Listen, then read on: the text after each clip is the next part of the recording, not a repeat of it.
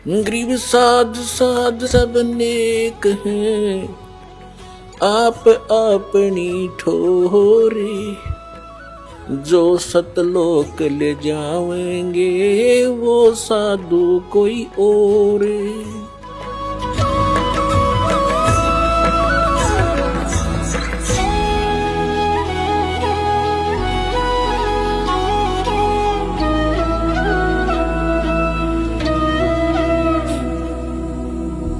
जैसे ऋग्वेद मंडल नंबर 9 और सूक्त नंबर 86 और मंत्र नंबर 26-27 में, ऋग्वेद मंडल नंबर 9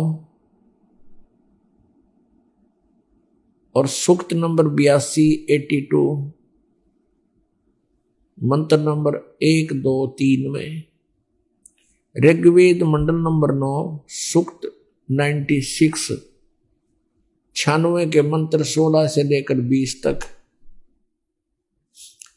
ऋग्वेद मंडल नंबर 9 सूक्त 20 मंत्र 1 में, ऋग्वेद मंडल नंबर 9 सूक्त 1 मंत्र 8 और 9 में, और भी अनेक स्थानों पर परमात्मा के विषय में जानकारी दी है। परमेश्वर के विषय में जानकारी बताई है, वो कैसी लीला करता है, उनका नाम क्या है। तो पुण्यात्मा, जो वेदों में लिखा है तो हमें सत्य मानना पड़ेगा। अभी तक तो हम कोई कुछ भी बता रहा था, हम उसी को भगवान मान लेते थे, उसी संत के वचनों को सत्य मानते थे।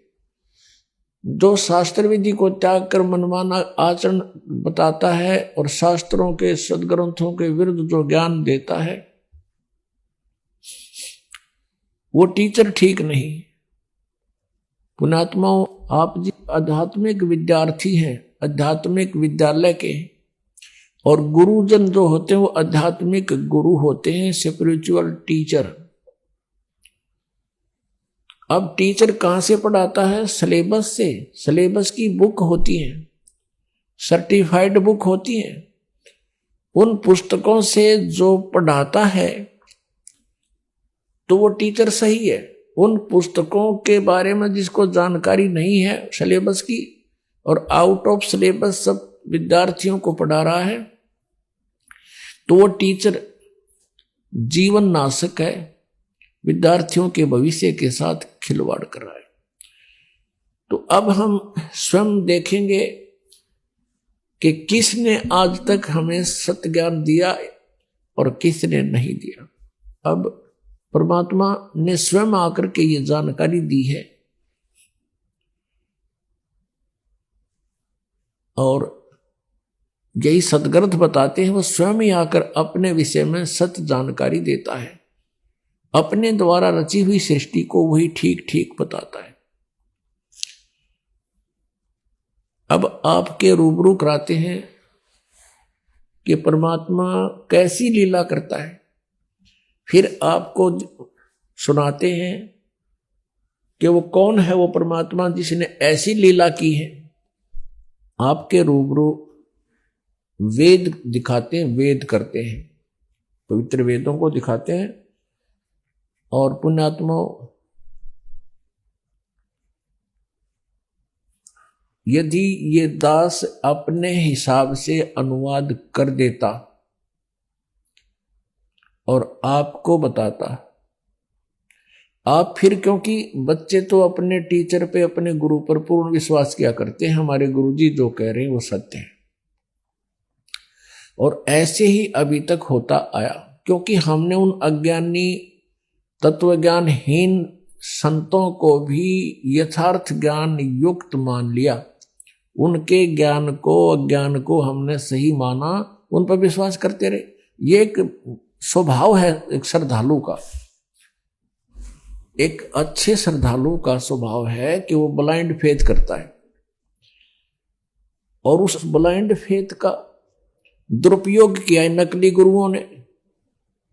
अब इसलिए यदि ये दास आपको अनुवाद करके दे देता वेदों का, कोई बड़ी बात नहीं, वेद तो एक बहुत ही आसान है, क्योंकि हमारे पास वो मास्टर की है।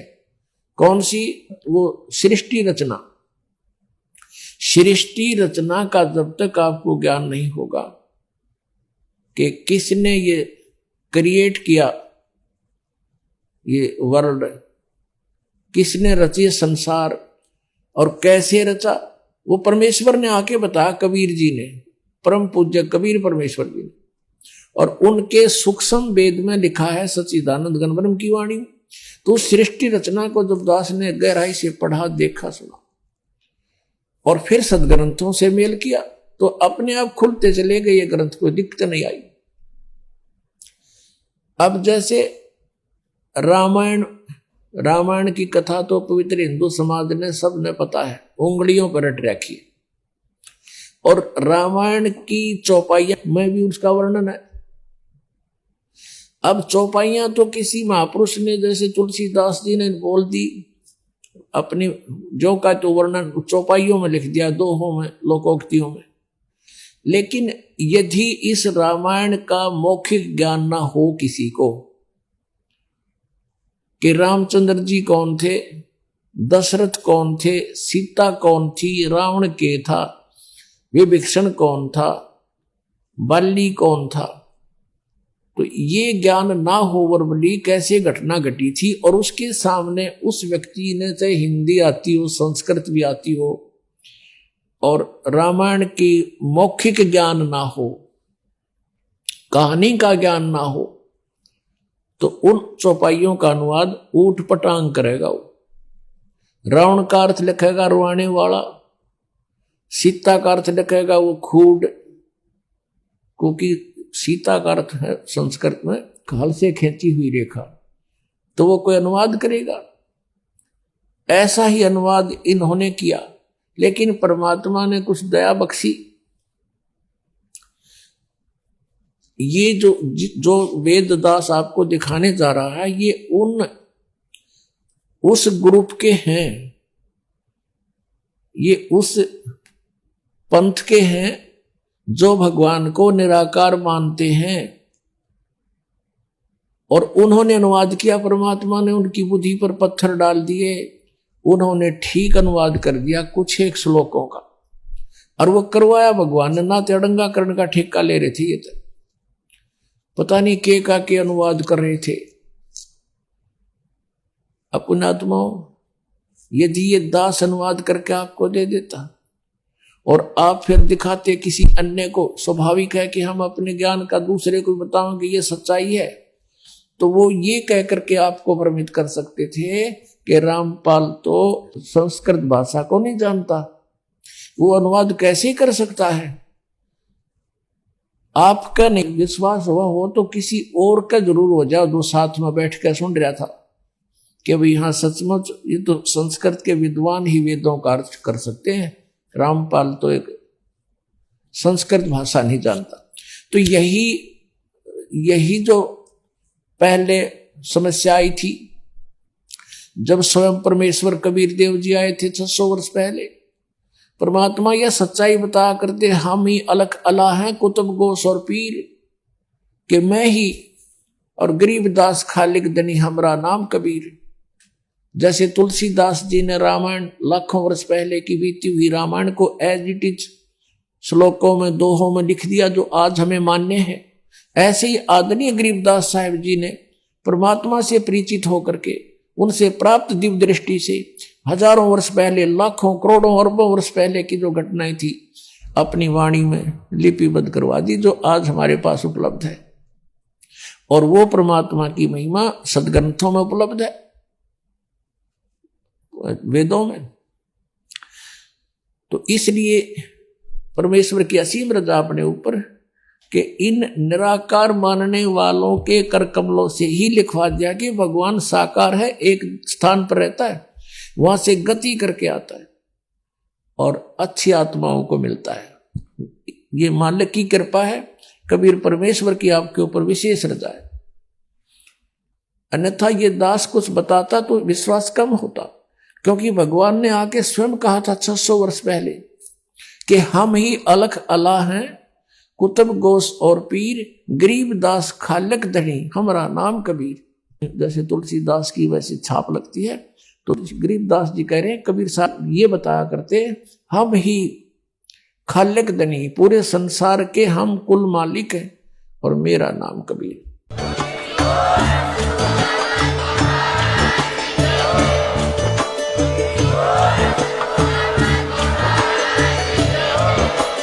आप सुन रहे थे जगत गुरु तत्वदर्शी संत रामपाल जी महाराज जी के मंगल प्रवचन। अधिक जानकारी के लिए विजिट कीजिए हमारी वेबसाइट www.jagatgururampalji.org। संत रामपाल जी महाराज जी के शुभ आशीर्वाद से पूरे विश्व भर में 500 से भी ज्यादा नाम दीक्षा केंद्र हैं, जिन पर संत रामपाल जी महाराज जी द्वारा ऑनलाइन निशुल्क नाम दीक्षा दी जा रही है। अपने नजदीकी नाम दीक्षा केंद्र का पता करने के लिए संपर्क करें 8222880541।